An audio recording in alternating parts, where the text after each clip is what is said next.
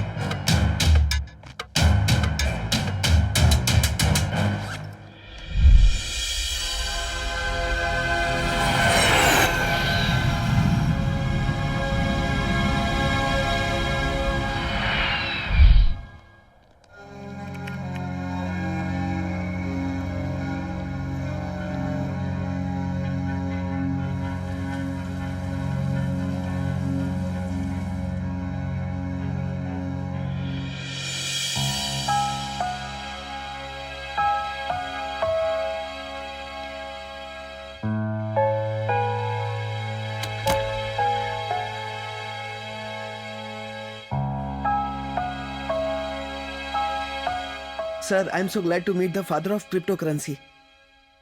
गलत। The father of cryptocurrency is Satoshi Nakamoto, और ये बात तुम भी जानते हो।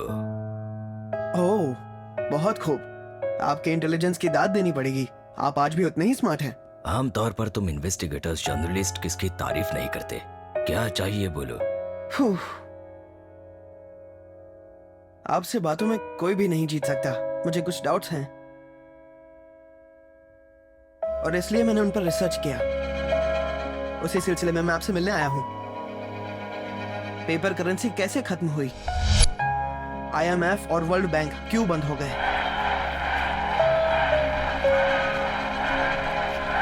और सबसे जरूरी बात, काउंटर इकोनॉमिक हिटमैन एजेंसी क्यों शुरू हुई? काउंटर इकोनॉमिक हिटमैन एजेंसी के बारे में जानना है तुम्हें, तो सुनो। दुनिया में विश्व युद्ध क्यों होते हैं, ये बात आज तक कोई नहीं जान पाया। दूसरे विश्व युद्ध के बाद अमेरिका सुपर पावर बन गया और यूनाइटेड स्टेट्स ऑफ अमेरिका के नाम से पूरी दुनिया में उसकी पहचान बन गई। अमेरिका ने अपने सैनिक और आधुनिक हथियारों के बल पर लगभग 40 राष्ट्रों के प्रतिनिधियों को सूचित कर ब्रिटेन वुड्स नामक शहर में एक महत्वपूर्ण बैठक बुलाई। इस बैठक में एक निर्देश जारी किया गया कि दुनिया के सभी राष्ट्रों की आर्थिक व्यवस्था एक जैसी होनी चाहिए। हर देश में मौजूद सोने की कीमत अमेरिकी डॉलर के हिसाब से तय करके सभी देशों में इंपोर्ट या एक्सपोर्ट किया जाएगा। इस निर्देश को कुछ देशों ने ना चाहते हुए भी अपनी सहमति दे दी और इस तरह पूरी दुनिया में जहां कहीं भी इंपोर्ट या एक्सपोर्ट होता है तो वो डॉलर के रूप में ही होता है। अमेरिका अब दुनिया भर में अपना रोब जमाने लगा था। उसने डॉलर का मुद्रण करके अंतरराष्ट्रीय बाजार यानी इंटरनेशनल मार्केट में डॉलर का इस्तेमाल गरीब देशों को कर्ज देकर उन्हें अपनी उंगलियों पर नचाने के लिए करने लगा। यहाँ तक कि अमेरिका IMF और वर्ल्ड बैंक द्वारा दिए गए कर्ज को भी ब्याज के तौर पर इस्तेमाल करके उनके संसाधनों को हड़पता गया, जिससे उनकी आर्थिक व्यवस्था आगे बढ़ने से रुक गई। इकोनॉमिक हिटमैन के नाम का एक गिरोह इन संस्थानों के लिए काम करता था। भारत देश को भी भारी मात्रा में इसी गिरोह ने कर्ज देकर उसकी आर्थिक व्यवस्था को कमजोर करने की कोशिश की थी, जिसे अंजाम दिया था एक युवक ने। पहले 2 विश्व युद्ध हथियारों से हुए, लेकिन तीसरा युद्ध करेंसी से हो रहा है। हम सब हैकर्स का एक अनोखा स्वभाव है। हम लूटते हैं लेकिन पैसे को नहीं, सिर्फ कंप्यूटर्स की सिक्योरिटीज को लूटते हैं। मेरी एक बहुत छोटी सी ख्वाहिश है, बस 10 लाख करोड़ रुपए चाहिए। दुनिया में सभी बैंकों को पैसा देने वाली सेंट्रल बैंक को लूटने का प्लान था मेरा। सभी को कुछ न कुछ जुनून होता ही है।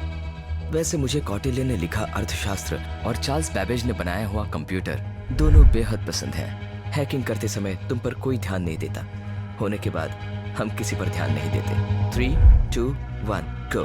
वेब सिक्योरिटी को बढ़ाने के बारे में मैंने कई बार कहा, पर तुमने ध्यान नहीं दिया। तुम्हारे तमाम सिस्टम्स में वायरस डाल दिया गया है। गवर्नमेंट के वेबसाइट्स काफी कमजोर लग रहे हैं।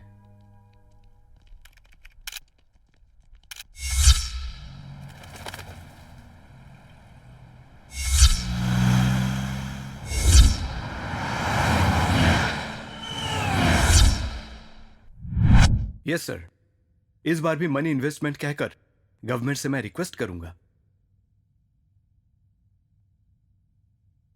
श्योर सर, क्रिस्टीना से बात करके मैं संभाल लूंगा sir.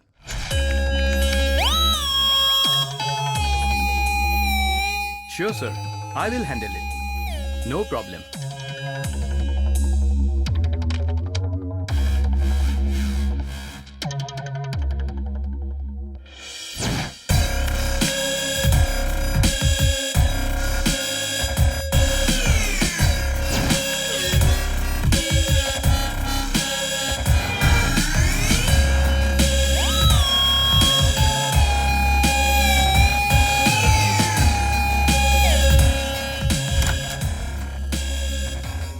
Good morning sir. Good morning.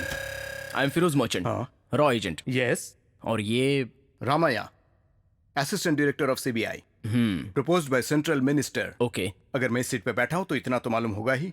बोलिए क्या बात है? हैकिंग क्राइम के बारे में आप जानते ही होंगे सर। हाल ही में सभी गवर्नमेंट साइट्स को हैक किया गया था। ऑफ कोर्स, मैंने भी सुना इस बारे में। हमारे रिसेंट इन्फॉर्मेशन के हिसाब से RBI साइट को भी हैक करने की संभावना है। इसी बात को लेकर इट्स ऑल राइट, हमारे पास हाईली टेक्निकल फायरवॉल सपोर्ट है। प्लस ये हैकिंग के प्रॉब्लम्स हमारे लिए नई बात नहीं है। We are not a normal bank man, we are RBI। यही मैं भी सोच रहा था, लेकिन हमारे फिरोज साहब न जाने क्यों घबरा रहे।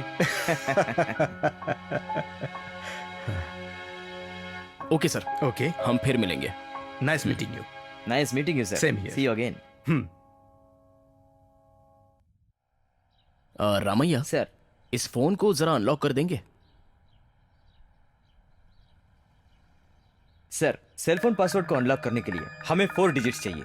हर एक डिजिट 0 to 9 तक 10 नंबर्स। 10 into 10 into 10 into 10 यानी 10,000 ऑप्शन ट्राई करने पर इस पासवर्ड का पता लग जाएगा। छोटा सा एल्गोरिदम है, थोड़ा सा टाइम लगेगा sir.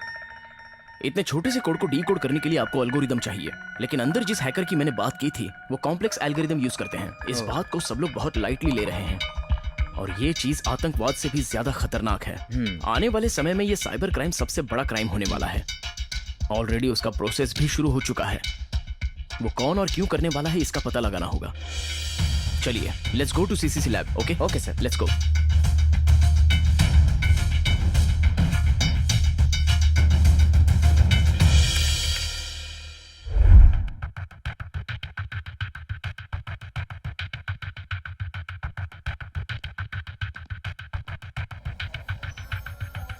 Good morning, sir. Good morning. Excuse me, guys. Here is Mr. Feroz from Raw. ये हम सबके साथ एक जरूरी बात करने आए हैं। Go ahead, sir. Good morning guys. Hacking हमारे लिए कोई नई बात नहीं है, लेकिन इस बार RBI साइट्स को हैक करने की इंफॉर्मेशन मेरे पास आ चुकी है। सो हमारी सरकारी संस्थाओं से जुड़ी सभी अंतर्जातीय संस्थाओं पर कड़ी नजर रखिए, यहाँ तक कि हमारी सरकारी संस्थाओं पर भी। Okay, keep me informed. Sir, हम एक एनक्रिप्टेड मैसेज को डिकोड करने की कोशिश कर रहे हैं, लेकिन वो आरबीआई से लिंक्ड है। व्हाट? आप स्क्रीन पर देख सकते हैं सर। वेलकम। हमारे वेब सिक्योरिटी को बढ़ाने के लिए 1000 बार कहा था, लेकिन तुम लोग नहीं सुन रहे हो। तुम्हारे तमाम सिस्टम्स में सभी बग्स एक्सपोज हो रहे हैं। गवर्नमेंट के सभी वेबसाइट्स काफी कमजोर लग रहे हैं। इससे ज्यादा हम डिकोड नहीं कर पा रहे हैं sir.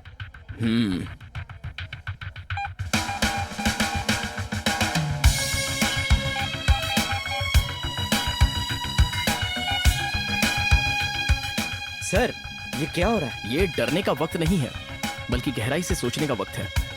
We have to do something before it's too late.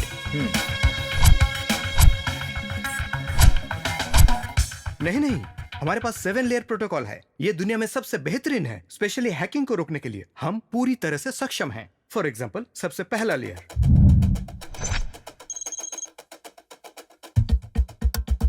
ये है मॉनिटरिंग एंड असेसमेंट लेयर। हमारे सभी आरबीआई सिस्टम्स डीएमसी द्वारा यानी डायरेक्ट मॉडेम कनेक्शन के तहत काम करते हैं। ऐसा करने से अंतर्जाल मतलब इंटरनेट में मौजूद सभी हैकर्स ब्लॉक हो जाते हैं।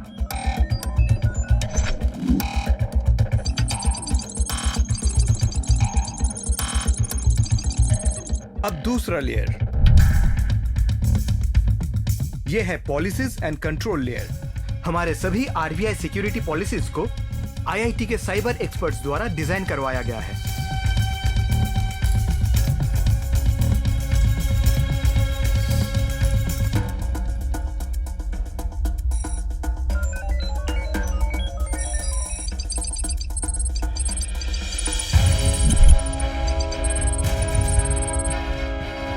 अब तीसरा लेयर,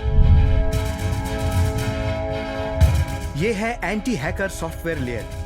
इस सर्वेलेंस सॉफ्टवेयर को खासकर माइक्रोसॉफ्ट वालों से तैयार करवाया गया है।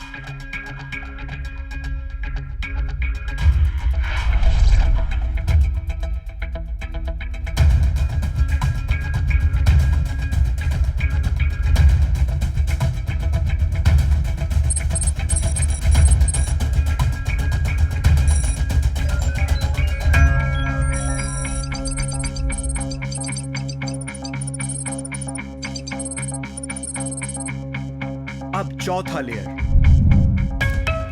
जो है firewall layer. Next generation PA5060 firewall with 20 Gbps capacity install किया है।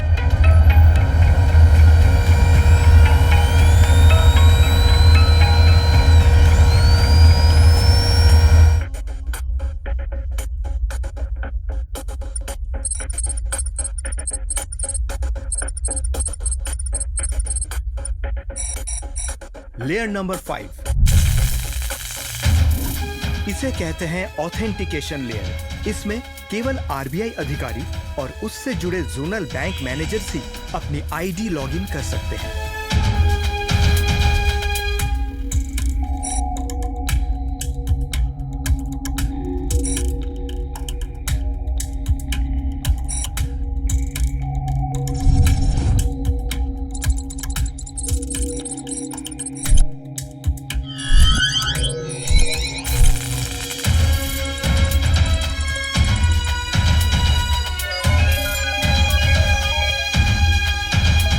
Layer number 6,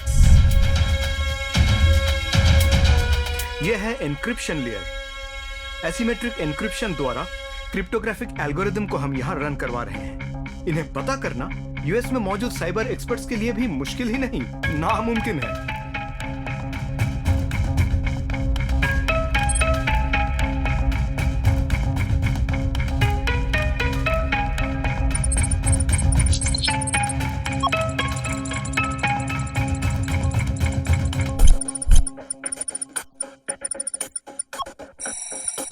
layer number 7,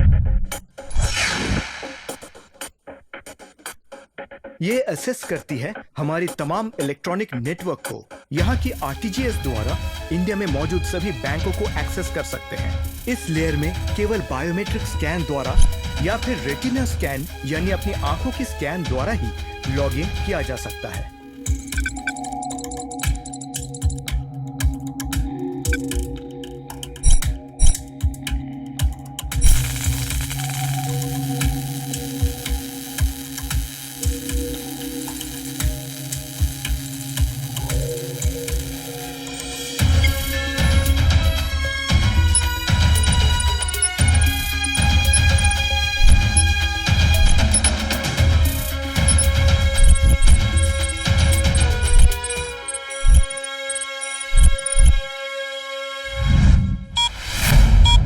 sir अभी अभी सिक्योरिटी विंग से मैसेज आया है, हमारा आरबीआई साइट हैक हो गया है। व्हाट? हाँ सर। ये नामुमकिन है। How is it possible? ये सब कुछ कैसे हुआ? परसों तक तो ठीक था सर, शायद कल ही हुआ है। तुम सब कर क्या रहे हो? हमारा सिक्योरिटी सिस्टम दुनिया का सबसे एडवांस सिक्योरिटी सिस्टम है, इसके बावजूद ये सब कैसे हुआ? हमें भी कुछ समझ में नहीं आ रहा सर। मुझे वो कोई व्हाइट कॉलर हैकर लगता है सर। हमारे लोग उसकी आईपी एड्रेस ट्रेस करने की कोशिश में लगे हुए हैं सर। आमतौर पर हैकर छोटे बैंकों में डेटा चोरी करते हैं, लेकिन ये उस तरह का हैकर नहीं लगता सर।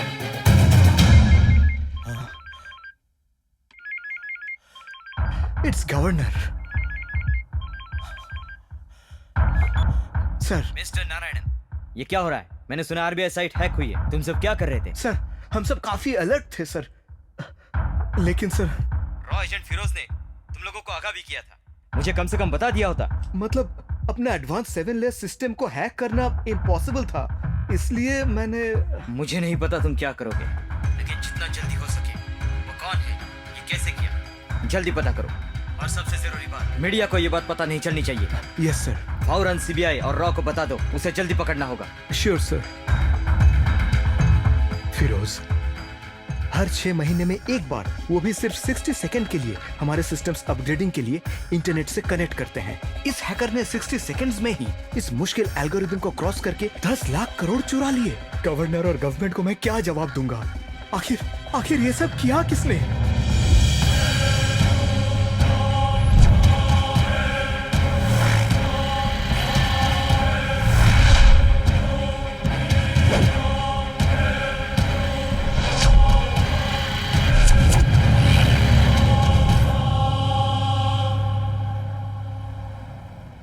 हाँ बेटा, स्कूल जा रहे हो क्या? मन लगा के पढ़ाई करना। जरा मम्मी को फोन देना। हाँ फरहा, मैं शनिवार को घर आ जाऊंगा। मुझे दूसरा कॉल आ रहा है। बाय। हाँ बोलिए सर। व्हाट? कब? Okay sir.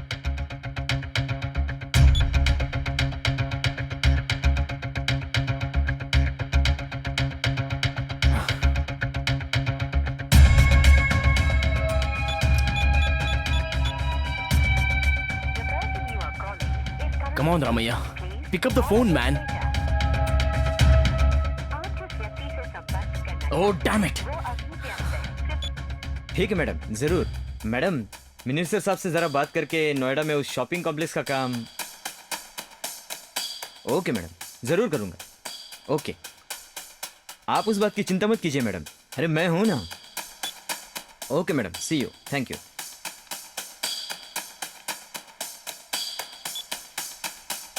हाँ बोलिए। व्हाट? आरबीआई का? ओके, मैं अभी आता हूं।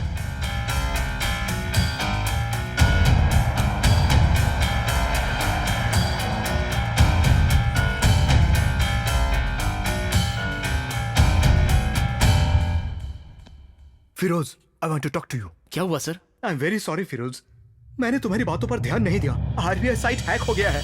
हैक हो गया? हैक हो गया? हाँ। ये बात आपको कब पता चली? और ये हुआ कब? कल दोपहर को। 10 लाख करोड़, 10 लाख करोड़। क्या 10 lakh crore? Oh no, RBI में सच में उतना पैसा रखा था? वो सब मैं बाद में बताऊंगा। पहले सीबीआई, रॉ, एनटीआरओ, एफयूआई प्रेसिडेंट्स के साथ स्पेशल मीटिंग अरेंज कीजिए। और हाँ, डॉक्टर राम मोहन को अभी इन्फॉर्म करो। Okay sir.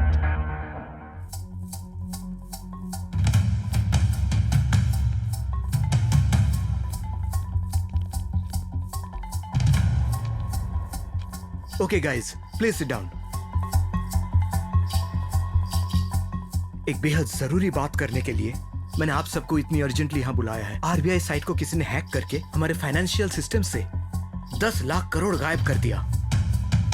10 लाख करोड़। सोचिए जरा, वो कौन है? अकेला है या कोई ग्रुप? कैसे किया ये सब? जितनी भी जल्दी हो सके ये सब हमें पता लगाना होगा। हमारे पास टाइम बिल्कुल नहीं है।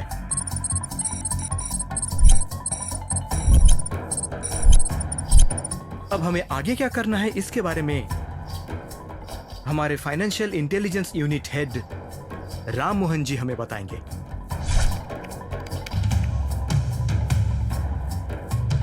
सर, मुझे तो 10 लाख करोड़ में कितने जीरो होते हैं ये पता लगाने के लिए भी टाइम लगेगा, और आप बोल रहे हैं कि जल्दी से पता करो। ये इतना आसान नहीं है सर।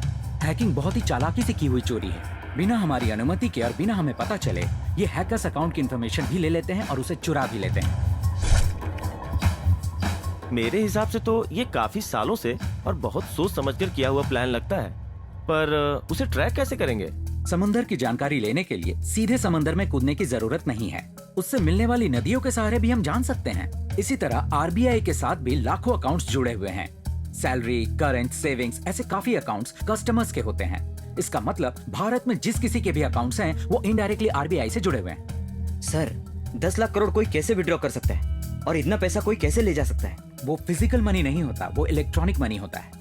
हमें ट्रांजैक्शन तो दिखेगा लेकिन लिक्विड मनी नहीं दिखेगी। आई होप ये बात आप जानते हैं। सर, अगर इतना बड़ा ट्रांजैक्शन हुआ तो वो किसके अकाउंट में हुआ वो हम पता लगा सकते हैं ना। आरबीआई के आरटीजीएस प्लेटफॉर्म के जरिए किसी भी तरह की एक्टिविटी पता कर सकते हैं। Yes sir, you are right. लेकिन इतना बड़ा ट्रांजैक्शन एक बार में नहीं होता। उदाहरण के लिए कुछ साल पहले अमेरिका में एक साइबर क्राइम में सलामी स्लाइसिंग सिस्टम इस्तेमाल किया गया था। सलामी स्लाइसिंग यानी? मैं आपको समझाता हूँ। आपके अकाउंट में अगर 100 रुपए जमा हुए तो आप क्या करेंगे?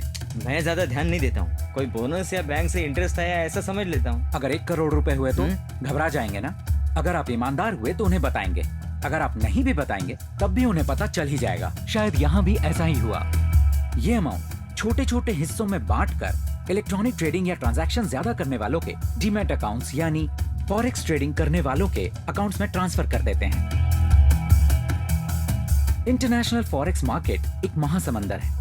लाखों करोड़ों रुपए की हेराफेरी यहाँ वहाँ होती रहती है। उस मार्केट को ट्रैक करना इतना आसान काम नहीं। मान लीजिए अगर ये पैसे भी उन्हीं मार्केट में जाते हैं तो वहाँ के ट्रेडर्स ये सोचेंगे कि उनकी शेयर वैल्यू बढ़ गई है। मुझे पूरा यकीन है कि ये पैसे भी उन्हीं मार्केट्स में भेज दिए गए हैं। लेकिन इस तरह से ट्रांसफर किए हुए पैसे फेक ट्रांसफर बोल के ब्लॉक कर दिया तो? आमतौर पर ट्रांसफर 3 तरीकों से किए जाते हैं, डीडी, टेलेक्स और स्विफ्ट। डीडी के जरिए करने का कोई चांस नहीं है। स्विफ्ट या टेलेक्स यूज किया तो मुश्किल होती है। मुझे तो ये लॉजिकल नहीं लगता। फॉरेन करेंसी मार्केट में आरबीआई की रेपुटेशन गिर जाएगी और रुपए की कीमत भी कम हो जाएगी। मुद्रास्फीति यानी इन्फ्लेशन बढ़ जाएगा और ये देश के लिए अच्छा नहीं है। ओके गाइस, हमें उसे जल्दी पकड़ना होगा। सर वैसे भी वो पैसे हमें मिलने वाले तो है नहीं, तो फिर इतनी मेहनत करके उसे पकड़ने से क्या फायदा होगा सर? नो मिस्टर रमैया, ऐसी बात बिल्कुल नहीं है। दरअसल वो है कौन, इतना बड़ा स्कैम किया क्यों? कहीं वो आतंक तो नहीं फैलाएगा? ये हमें पता लगाना ही होगा। देखिए मिस्टर फिरोज, इस ऑपरेशन की जिम्मेदारी आपकी। You have to find him. Yes sir. Let's get to work and find the hacker. Mister Ram Mohan, हाँ, सीसीसीआर में एक मिस्ट्री वीडियो रिकॉर्ड किया है। ओह ऐसा क्या? मैंने कहा था इन्फॉर्मेशन पक्की है, इसलिए चौकन्ना रहने के लिए कहा था। तब बात सुनी नहीं और अब इनके पसीने छूट रहे हैं। यही तो ह्यूमन साइकोलॉजी है। एनीवे, चलो उस वीडियो को देखते हैं।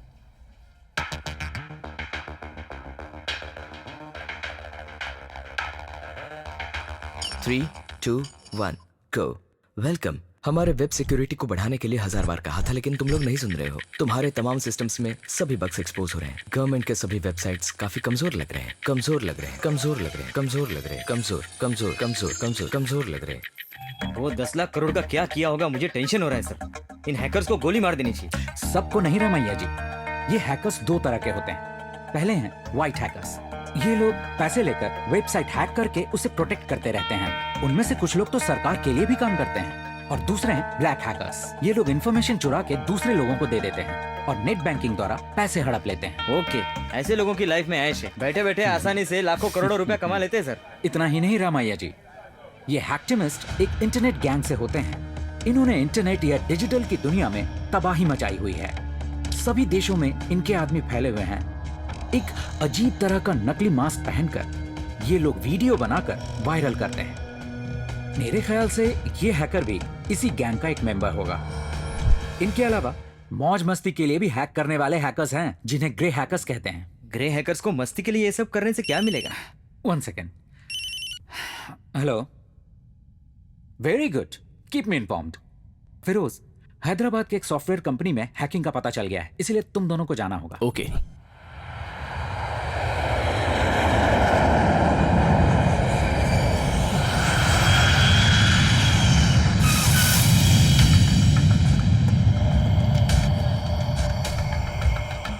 सबसे पहले हमें रिक्रूटमेंट एजेंसी जाना होगा रामैया।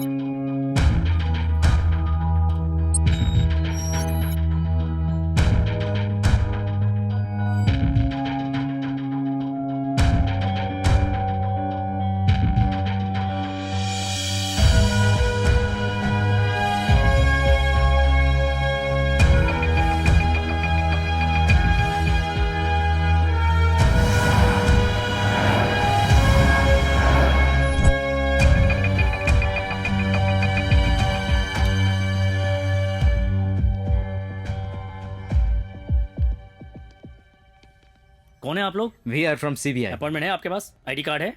इतना काफी है या और कुछ दिखाना है? जाओ अपने मैनेजर को बुलाओ। Okay sir. आपसे मिलने सीबीआई ऑफिसर्स आए हैं, बाहर वेट कर रहे हैं।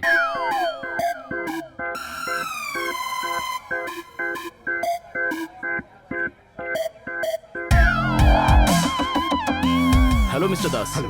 आई एम फिरोज फ्रॉम रॉ। ओके। हमें आपके ऑफिस से गवर्नमेंट साइट्स को हैक करने की इंफॉर्मेशन मिली है। हमारे ऑफिस से हैकिंग? यस। आज आपका पूरा स्टाफ आया है। सभी आए हैं सर, सिर्फ अर्जुन को छोड़कर। अर्जुन आपके यहाँ कितने समय से काम कर रहा है? पिछले 1 महीने से सर। उसके डिटेल्स दिखाइए। या कमिंग।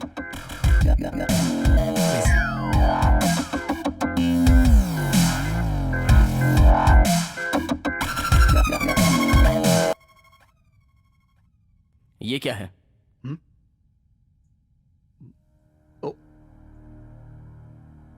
उसका इंटरव्यू किसने लिया था? नो इंटरव्यू सर, फ्रेंड के रेफरेंस से आया था। फ्रेंड? हाँ सर, और वो फ्रेंड भी 1 हफ्ते से कांटेक्ट में नहीं है सर। इसका मतलब और 2 दिन बाद तुम भी कांटेक्ट में नहीं रहोगे, है ना? नो सर, मैं उसे ज्यादा नहीं जानता था। We were just Facebook friends. Oh, लड़की का मामला है। आजकल लोग फेस टू फेस कम जानते हैं, लेकिन फेसबुक पर ज्यादा जानने लग गए हैं, है ना? यस सर, उस पर सिर्फ एक लड़की की फोटो दिखनी चाहिए, लड़की देखते ही बस शुरू कर देते चैटिंग, है ना मिस्टर दास? ऐसा कुछ नहीं है सर, चाहे तो मैं उसकी पिक्चर्स दिखा सकता हूँ। अच्छा सुनो, तुम लोग कीबोर्ड पर लगे कीज के अलावा अपने दिमाग का इस्तेमाल तो नहीं करते? वो एक फेक अकाउंट है और उसी ने क्रिएट किया होगा। आप कहना क्या चाह रहे हैं? सीसी मॉनिटर्स कहाँ हैं? मेरे साथ आइए।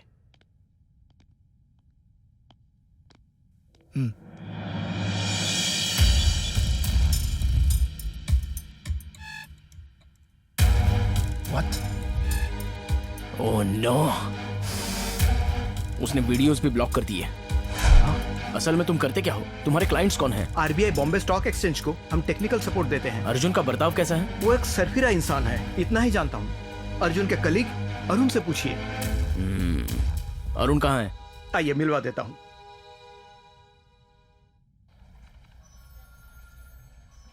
अरुण तुम्हारा ही नाम है ना? हाँ सर। अर्जुन को जानते हो? Sir Arjun come on, speak up ऐसे। कुछ नहीं सर। जल्दी बोलोगे या नहीं? हाँ बोलता हूँ। जब से अर्जुन ऑफिस में ज्वाइन हुआ तब से वो अजीब सा बिहेव करता था, अजीब टेक्निकल गैजेट्स लेकर घूमता रहता था। वो कहता था कि उसे नैनो टेक्नोलॉजीज एंड एल्गोरिदम्स बहुत पसंद है। वो हमारे ऑफिस में किसी से भी बात नहीं करता था, हमेशा चुपचाप बैठा रहता था। हम जब काम कर रहे होते थे वो सोता रहता था, ऑफिस वक्त छोड़ के अपने मन मर्जी से कुछ न कुछ अजीब काम करता रहता था।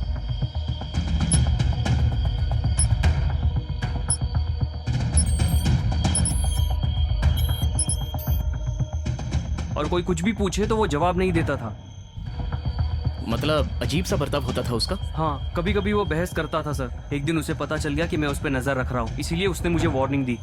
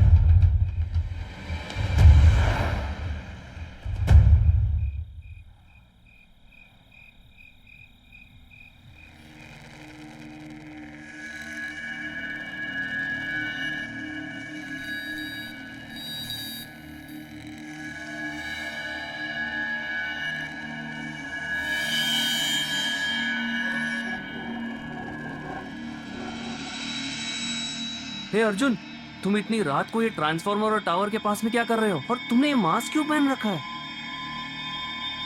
मुझे शक हो रहा है कि तुम कुछ गलत कर रहे हो और ये बात मैं बॉस को बताऊंगा। नहीं नहीं, पुलिस को बताऊंगा।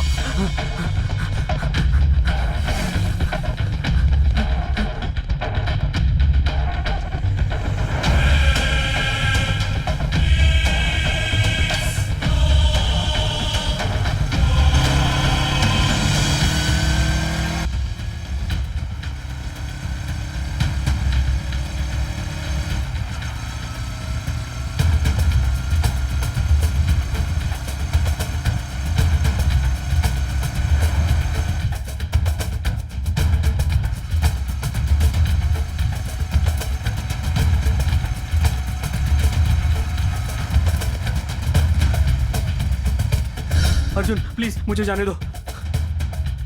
अर्जुन नहीं, Arjun please please please please. मेरा पीछा मत करो, तुम्हारे लिए अच्छा नहीं होगा। ये मेरी तुम्हें फर्स्ट एंड लास्ट वार्निंग है, समझ गए ना? Okay okay Arjun, okay. Arjun का कैबिन कहाँ है? वहाँ है सर।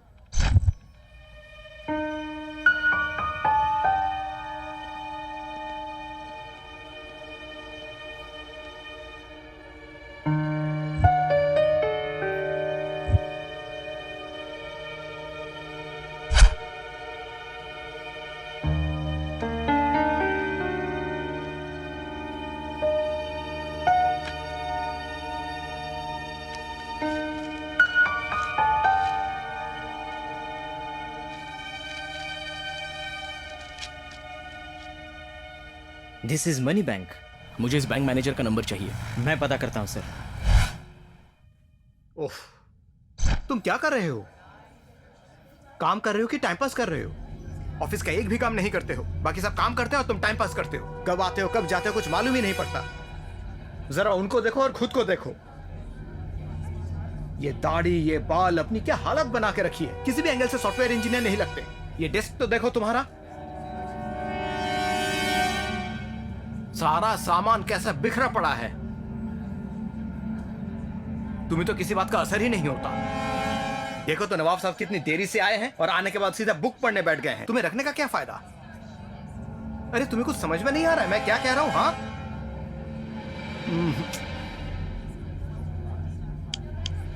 हेलो, सुनाई दे रहा है ना? इस जिंदगी में तुम कुछ नहीं कर पाओगे। हद हो गई। 10,000 कमाने वाला छोकरा 10 लाख करोड़ उड़ा ले गया।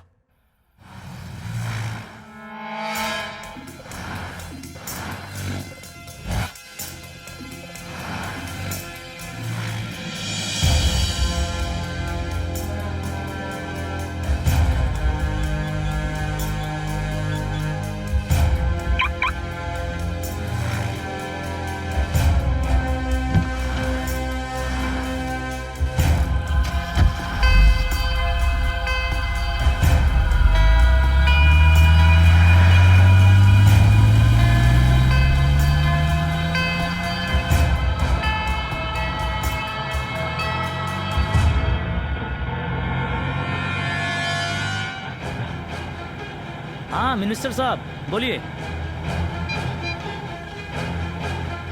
आपके बेटे के एजुकेशन के लिए लोन प्रोसेस में करा दूंगा सर, लेकिन आपको लोन हमारे बैंक से ही लेना पड़ेगा। सिक्योरिटी के तौर पे आपकी प्रॉपर्टी गिरवी रखनी होगी।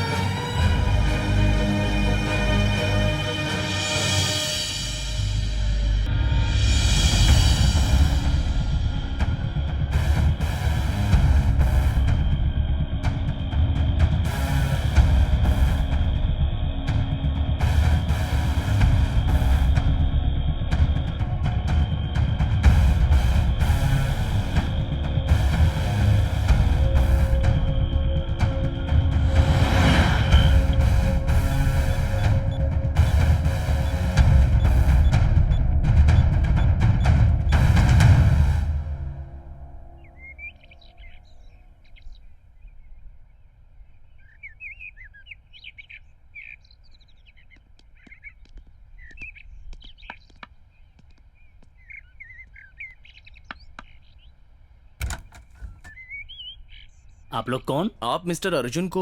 ओ आप हैं, आइए आइए आइए, अंदर आइए, प्लीज आइए, बैठिए प्लीज। Thank you. पैसा लाए हैं ना? हाँ लाए हैं। 500 करोड़ क्या पैंट की जेब में लाए हो?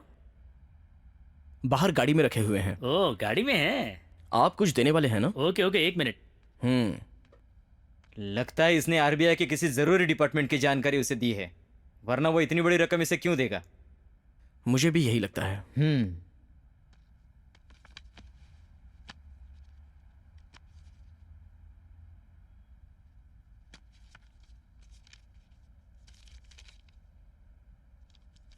ये क्या है? पासबुक।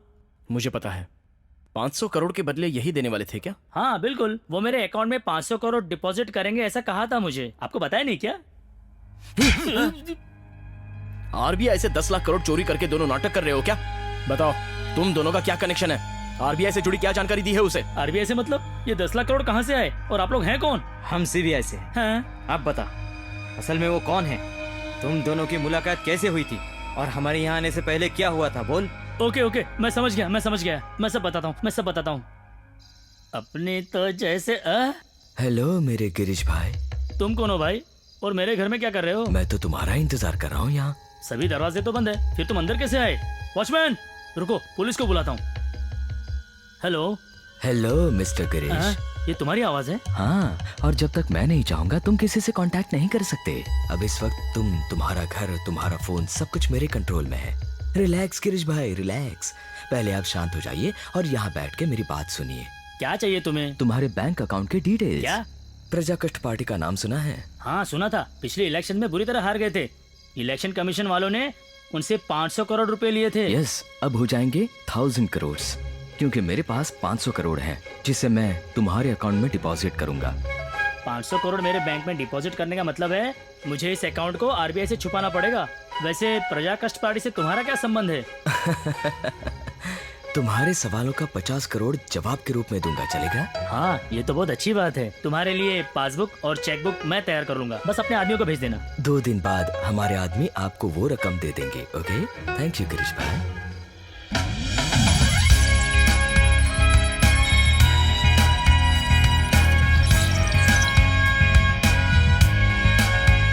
एक बार अपना असली चेहरा तो दिखाओ।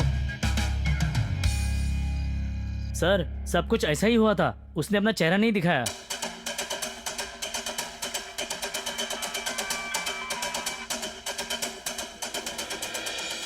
Hello mister Firoz. कौन? 10 लाख करोड़ रिकवरी करने के लिए कितना टाइम लगेगा, ये पूछने वाला व्यक्ति हूँ। मैं समझा नहीं। आपने कहा समझा नहीं, मतलब आप समझ गए हैं मैं कौन हूँ। आपके आदमियों को मेरा फोन ट्रेस करने के लिए भी बोल दिया आपने। अभी भी यही घिसा पिटा तरीका इस्तेमाल करे हो फिरोज? क्या करूं, तुम्हारी तरह नए नए तरीकों से चोरी करना मुझे नहीं आता ना।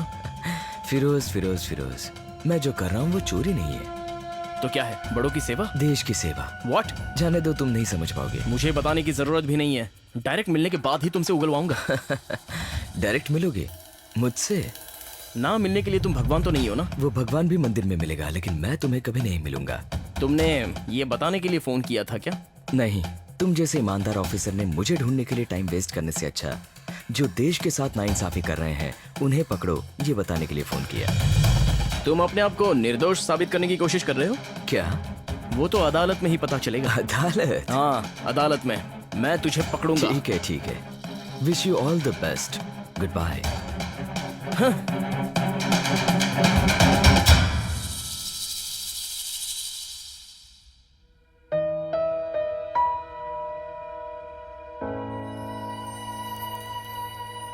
हमेशा अपनी ही धुन में रहते हो, मुझ पर जरा भी ध्यान नहीं देते।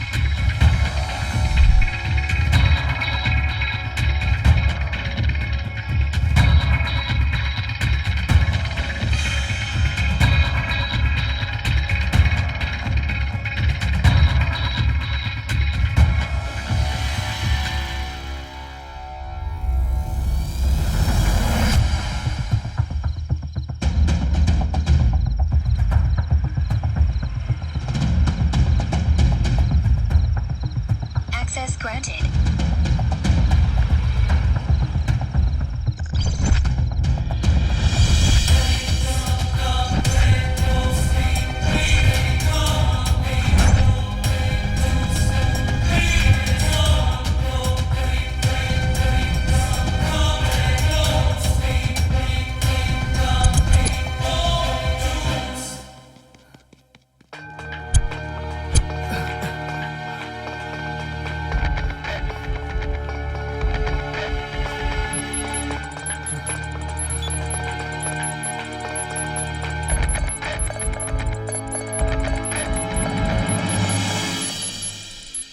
यस, ये हुई ना बात।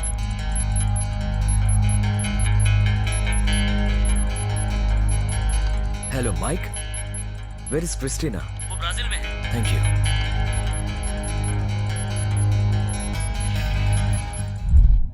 Mister Firoz, yes mister Narayanan, बोलिए। अपडेट चाहिए मुझे। उसी काम में लगा हुआ हूँ sir. We have a lead. फिर देर किस बात की? Please act on it, quick. Relax mister Narayanan, relax. Damn it, relax relax relax.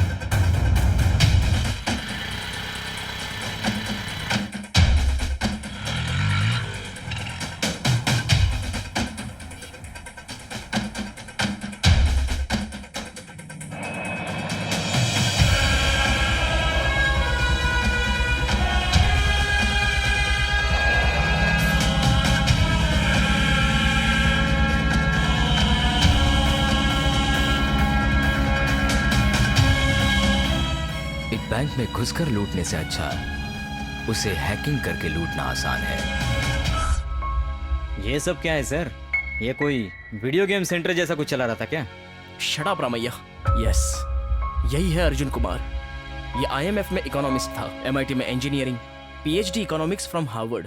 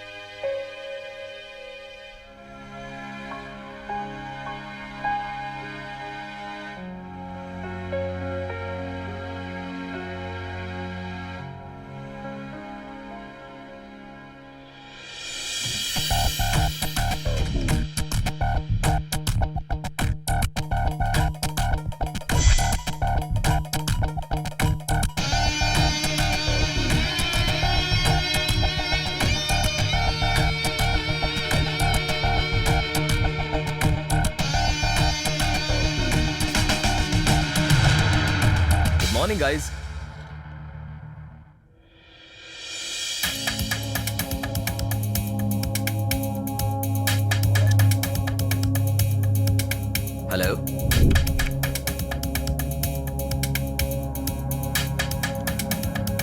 Hey.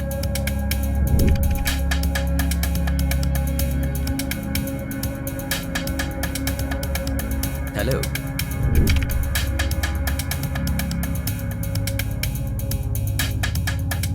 Hi.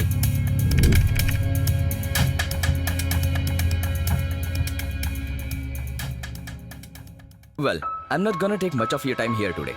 We are glad the media personnel, civil society representatives, banking and financial institutions are present here today to understand the World Bank and IMF Way Forward initiative. But before that, I would like you guys to watch this video. 2010 में Lehman Brothers नामक संस्था के तबाह होने के बाद अमेरिकी और ब्रिटेन के सेंट्रल बैंक ने मिलकर क्वांटिटेटिव ईजिंग टेक्निक मनी जैसी प्रक्रिया को इस्तेमाल किया, जिसे इलेक्ट्रॉनिक मनी भी कहते हैं। इस प्रक्रिया में गवर्नमेंट को सेंट्रल बैंक से बॉन्ड के रूप में कर्ज खरीदना पड़ता था, लेकिन दुनिया के तमाम अर्थशास्त्रियों ने इस पर सवाल खड़े कर दिए।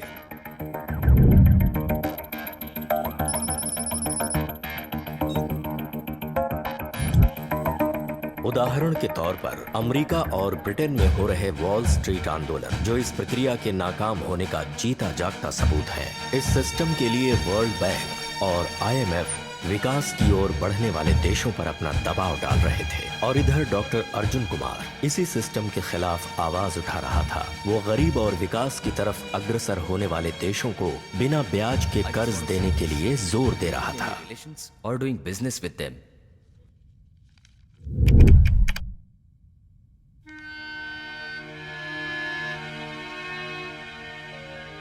So ladies and gentlemen, allow me to present to you the interest-free scheme, helping NGOs to empower poor nations. For the population that lives under $2 a day, the interest-free scheme is truly the way forward to build a strong economy.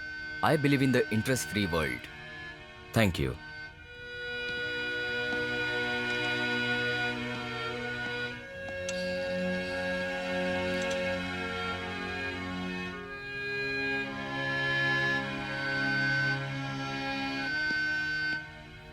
पता नहीं इस अर्जुन को क्या हो गया है। Oh no, मुझे यकीन नहीं हो रहा। जो पेपर करेंसी आज हम यूज कर रहे हैं, उसका इस्तेमाल पहली बार 15वीं सदी में इंग्लैंड और इटली में किया गया था। लेकिन आज के दौर में सारे बैंकर्स ने इस पेपर करेंसी की अहमियत को पूरी तरह से तबाह कर दिया, और इसीलिए पेपर मनी को रोककर इलेक्ट्रॉनिक मनी का इस्तेमाल करना चाहिए। तभी और सिर्फ तभी बैंकों में हो रही गड़बड़ियों को हम सुधार सकते हैं।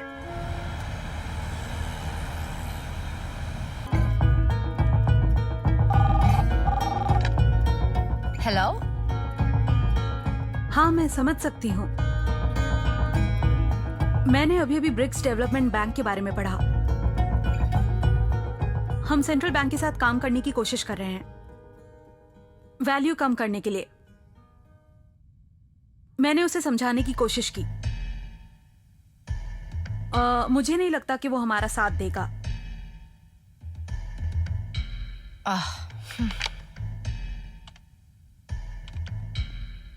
Hi Christina, how are you doing?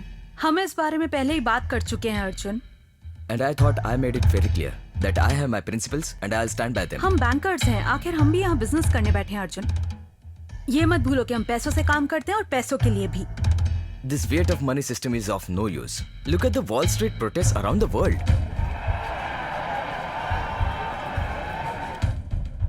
Arjun की ये बात सुनकर क्रिस्टीना ने अपनी निराशा व्यक्त की।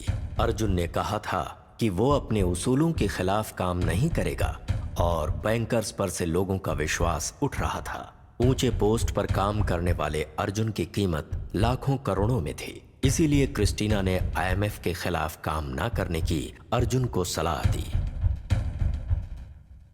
तुम जानते हो इसमें हमारा हाथ नहीं था। Look at what 99% think about bank. Arjun, तुम्हारी कीमत $5 मिलियन है। Sorry.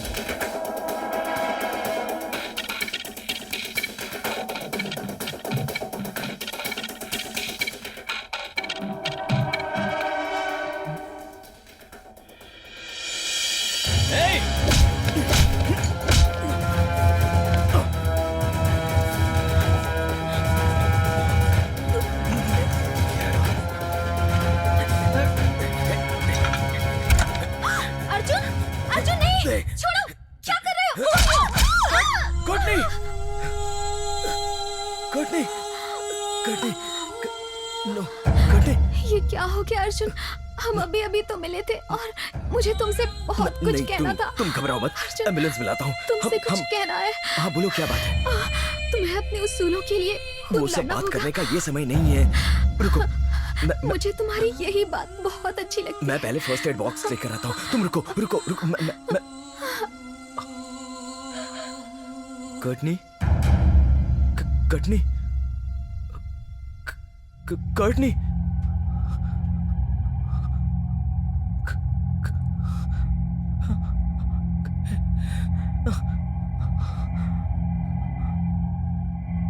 आईएमएफ के कर्मचारी अर्जुन कुमार पर गैर कानूनी तौर पर आईएमएफ से जुड़ी कुछ जानकारी भारत को देने का आरोप है।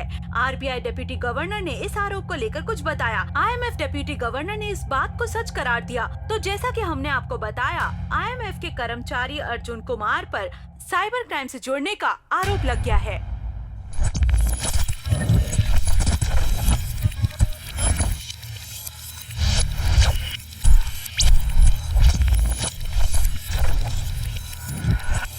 I guess I'm not happy with your system. Arjun, you're worth $5 million.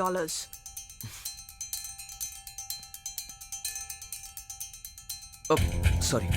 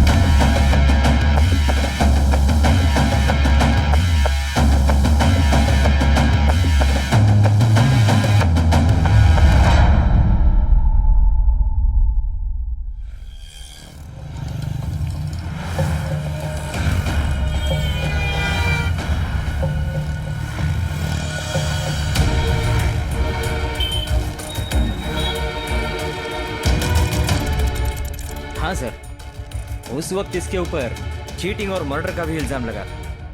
हमें तब से इसकी तलाश है। बिल्कुल। उसके बाद ये इंडिया आ गया था। वो इंडिया क्यों आया था सर?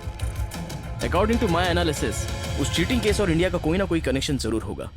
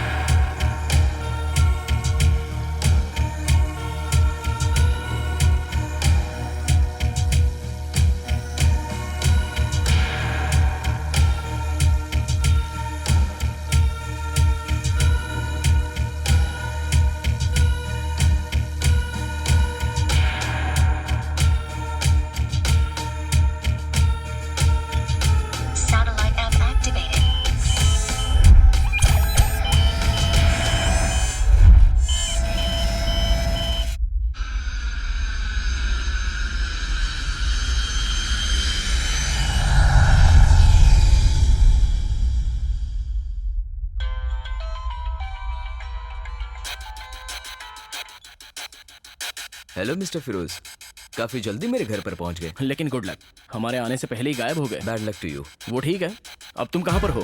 तुमसे काफी ऊपर, तुम्हारे अंदाज से काफी दूर।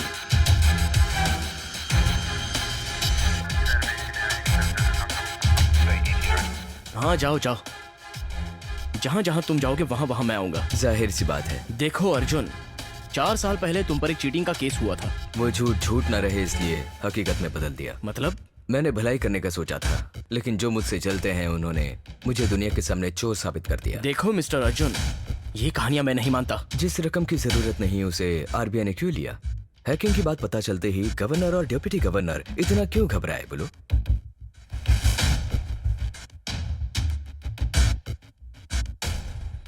गवर्नमेंट को बिना बताए सिर्फ सीबीआई और रॉ को ही ये केस क्यों दिया? एक बार अपने आप को सवाल करो। वो लोग कौन है पता करने में आपको ज्यादा टाइम नहीं लगेगा।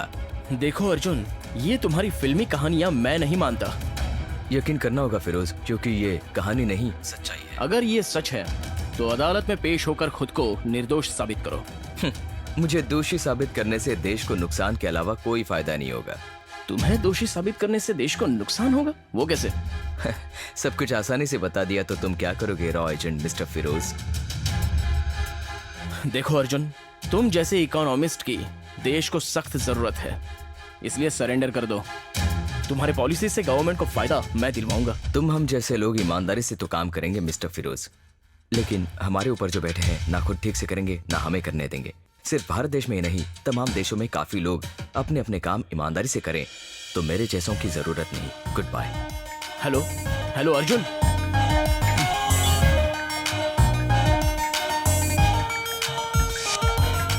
क्या कह रहा था सर? अब कहाँ है वो? मुंबई में। मुंबई में? हाँ, देखते हैं हमसे वो कब तक बचता है।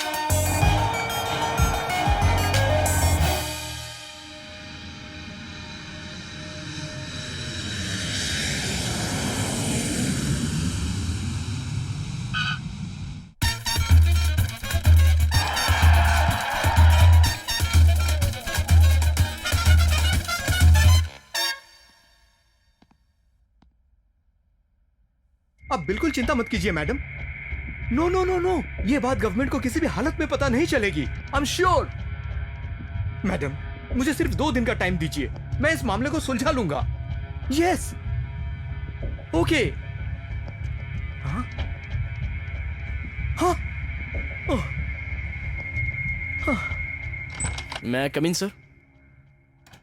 हाँ फिरोज, कम ऑन, व्हाट हैपेंड? उसका एड्रेस हमने ढूंढ निकाला है। Wonderful Firoz, wonderful. उसे कब गिरफ्तार करोगे? Get the damn hacker. Sorry sir, हमारे पहुंचने के पहले वो भाग गया क्या था। कहा? वो भाग गया? या फिर उसके साथ शामिल होकर तुमने कोई डील कर ली? तुम हंस क्यों रहे हो फिरोज? आपकी बातें सुनकर मुझे एक बात याद आ गई सर। वो कहते हैं ना, जिसे पीलिया होता है उसे पूरी दुनिया पीली नजर आती है। What do you mean, Firoz? सब लोग आपकी तरह लालची होकर चोरी नहीं करते हैं सर। हाँ? मैं चोर हूं? अरे मेरे और उस IMF ऑफिस के बीच कोई संबंध नहीं है। मैं तो अपनी ड्यूटी कर रहा था। देखो मिस्टर फिरोज, इस मामले में बड़े बड़े देशों के बड़े बड़े लोगों के हाथ हैं। ये सारी बातें तुम नहीं समझोगे। ये लीजिए सर, इन्वेस्टिगेशन रिपोर्ट। हाँ? सॉरी सर, ये आपको नहीं, गवर्नमेंट को दूंगा। आपको अरेस्ट करके एक क्रिमिनल की जिस तरह इंक्वायरी करते हैं वैसे करने पर ही आपका और 10 लाख करोड़ का क्या संबंध है ये आप कोर्ट के सामने बताएंगे। बाय। फिरोज प्लीज प्लीज, मैं बताता हूं। 4 साल पहले IMF में क्रिस्टीना से मेरी मुलाकात हुई थी। IMF और कुछ इकोनॉमिक हिटमैन मिलकर भारत में मुद्रास्फीति यानी इन्फ्लेशन क्रिएट करने के लिए मुझे अप्रोच किया था। इसी प्रोसेस में रुपए की कीमत बुरी तरह गिराने के लिए भारत की आर्थिक व्यवस्था में 5 सालों में 10 लाख करोड़ प्रवेश करवाने का फैसला लिया गया था। इस काम के लिए IMF में काम करने वाले इकोनॉमिक एक्सपर्ट्स को IMF के इस प्लान में शामिल करने का सोचा गया, लेकिन उनके मना करने पर इस प्लान में मुझे शामिल कर लिया गया।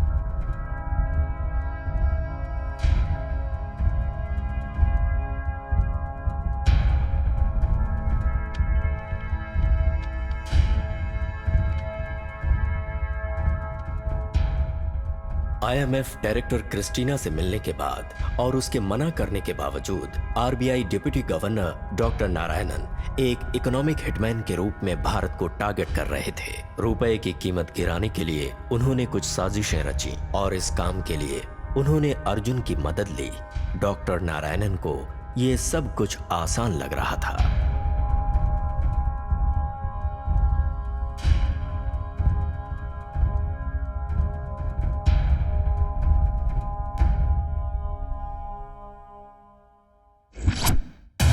देश के सर्वश्रेष्ठ पद पर रहकर भी तुम जैसे लोग ऐसा करोगे तो अपना देश कभी भी विकास की तरफ नहीं बढ़ सकता। तुम जैसों को देखकर शर्म आती है मुझे। एट द सेम टाइम उस हैकर को लेकर मुझे खुशी होती है। उसने इस देश की काफी मदद की है। IMF वालों को और इकोनॉमिक हिटमैन्स को करारा जवाब दिया है उसने। इंडियन रुपये की कीमत को तुम लोगों के मास्टर प्लान से बचा लिया है। इतना करके भी वो हैकर आपके और सोसाइटी के जहन में एक चोर बन के रह गया। अपनी इन्वेस्टिगेशन रिपोर्ट को मैं गवर्नमेंट के हवाले करूंगा। आपको गवर्नमेंट इंक्वायरी के लिए आना होगा। फिरोज,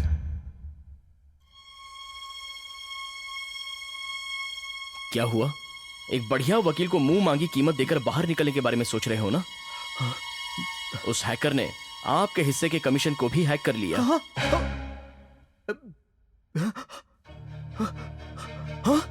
ओह नो, ये क्या हो गया? असल में वो हैकर कोई और नहीं, ex IMF economist doctor Arjun Kumar है। Good bye sir.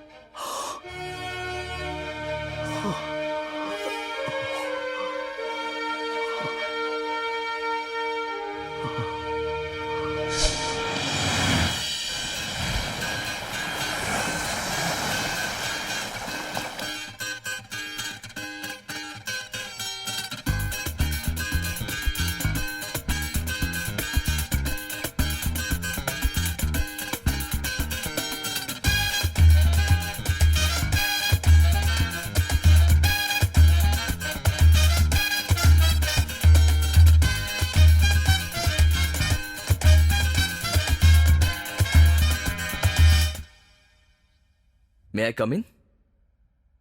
Oh, hi Arjun, welcome. Welcome back. अब तक आपने जो मदद की, थैंक यू वेरी मच। कोई बात नहीं। It would have been very difficult without your help. मुझसे ये सब कहने की जरूरत नहीं है अर्जुन। मुझे उसके लिए पछतावा हो रहा है। तुमने कर्टनी को खो दिया, लेकिन मैं बहुत टेंशन में थी। अब मैंने IMF छोड़ दिया, मुझे कोई दुख नहीं। I understand. तुम वो पैसे इंडिया के बाहर लेकर कैसे गए? तुम कहाँ चले गए थे? RBI का 3D मॉडल हासिल करने में मुझे लगभग 1 साल लगा। उसी सिलसिले में RBI को सपोर्ट करने वाली एक कंपनी को ज्वाइन किया। डायरेक्ट मॉडेम कनेक्शन अवॉइड करने के लिए अकॉस्टिक कपलर्स का इस्तेमाल किया। उसके जरिए लेयर 1 को एक्सेस किया था। सिक्योरिटीज और पॉलिसी से जुड़ी पूरी information financial software system office में मौजूद टेक्निकल रूम से हासिल की। एंटीवायरस लेयर को मात देने के लिए यूएस में अपने साथियों से मिलकर एक मुश्किल सा मालवेयर प्रोग्राम बनाया। फायरवॉल लेयर में जितने भी सिस्टम्स हैं सभी IP4 पर चल रहे हैं, उन्हें IP6 में बदल दिया। क्रिप्टिक ट्रोजन मैसेजेस को एनकोड करके सिस्टम्स में डाल दिया। बस और क्या, RBI और RTGS प्लेटफॉर्म्स में एंटर किया।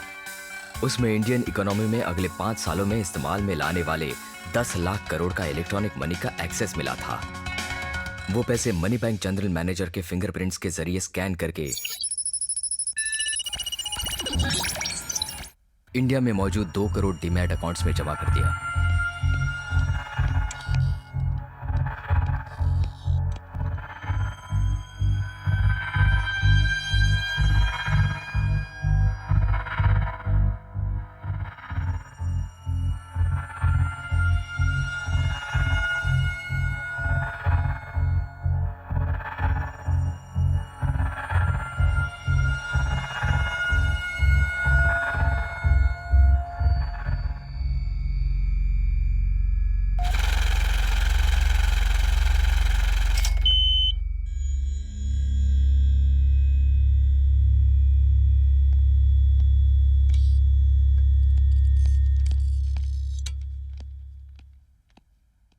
उदाहरण के लिए कुछ साल पहले अमेरिका में एक साइबर क्राइम में सलामी स्लाइसिंग सिस्टम इस्तेमाल किया गया था। सलामी स्लाइसिंग यानी? मैं आपको समझाता हूँ। आपके अकाउंट में अगर 100 रुपए जमा हुए तो आप क्या करेंगे? मैं ज्यादा ध्यान नहीं देता हूँ, कोई बोनस या बैंक से इंटरेस्ट आया ऐसा समझ लेता हूँ। अगर 1 करोड़ रुपए हुए तो घबरा जाएंगे ना? अगर आप ईमानदार हुए तो उन्हें बताएंगे, अगर आप नहीं भी बताएंगे तब भी उन्हें पता चल ही जाएगा। यहाँ भी ऐसा ही हुआ। ये अमाउंट छोटे छोटे हिस्सों में बांटकर इलेक्ट्रॉनिक ट्रेडिंग या ट्रांजैक्शन ज्यादा करने वालों के डीमैट अकाउंट्स यानी फॉरेक्स ट्रेडिंग करने वालों के अकाउंट्स में ट्रांसफर कर देते हैं। ये क्या हो रहा है? मेरे अकाउंट में से 10-10 रुपए क्यों कट रहे हैं? शायद कोई बैंक चार्जेस होगा, जाने दो।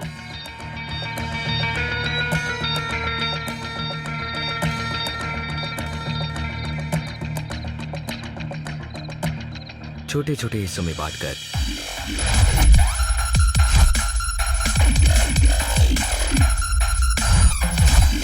और फिर वहां से लंदन,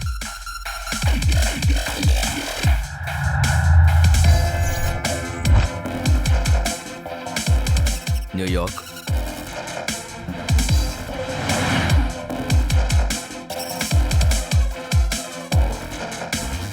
टोक्यो,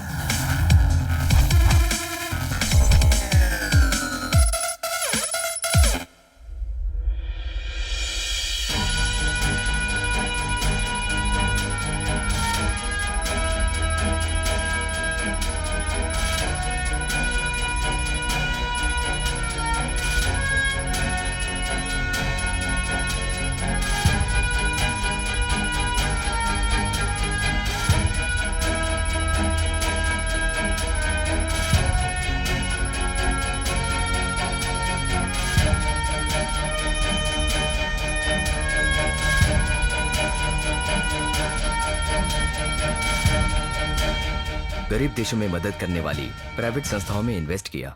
एनीवेज, अब तक की आपकी मदद के लिए थैंक्स।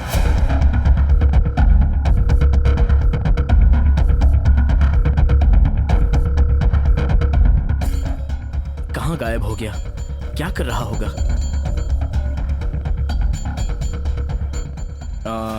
इस फाइल को अपने स्टोर रूम में रख दो।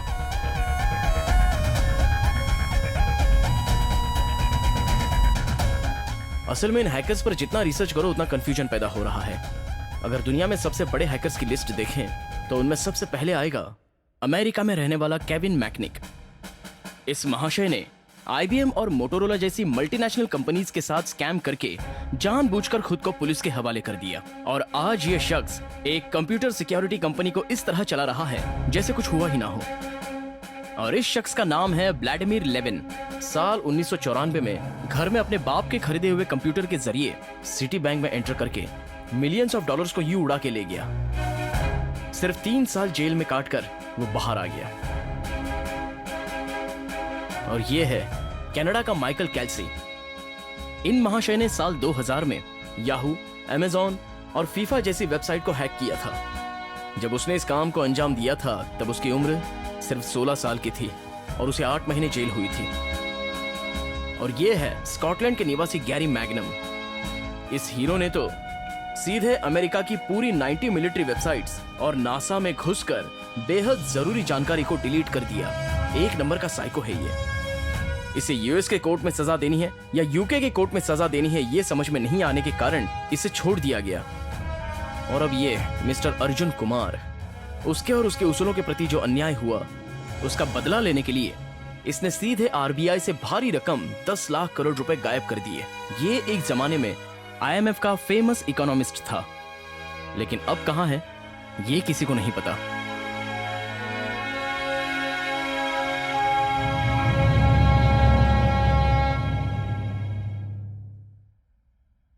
वो फाइल वापस ले आना।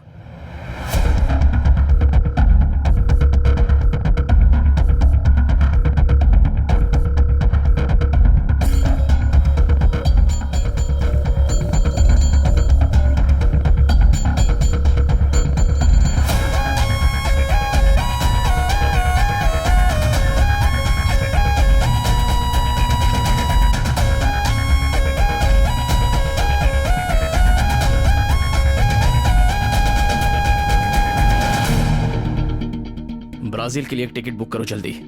अर्जुन, मुझे पता है तुम इकोनॉमिक हिटमैन के खिलाफ हो, लेकिन मेरे पास तुम्हारे लिए एक ऑफर है। क्या है वो? मैं एक काउंटर शुरू करने वाली हूँ, the economical hitman agency. Developing countries की आर्थिक स्थिति को मजबूत करने के लिए ना? Yes, if you are interested. अब कौन से सेंट्रल बैंक को लूटना है? Russia.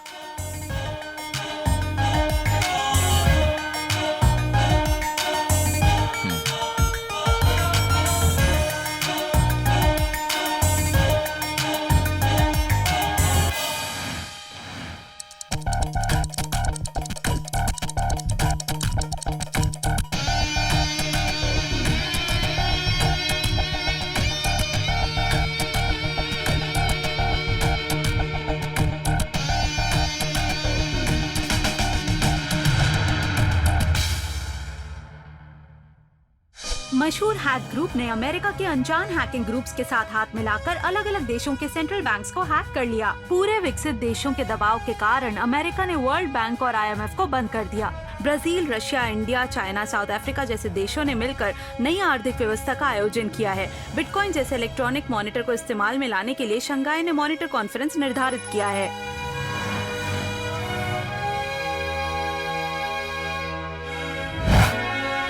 That's it, my boy. Sir, एक आखिरी सवाल। आरबीआई से लूटी हुई उस रकम को उस हैकर ने सलामी स्लाइसिंग फॉरेक्स मार्केट में इन्वेस्ट किया है, ये आपको कैसे पता चला सर?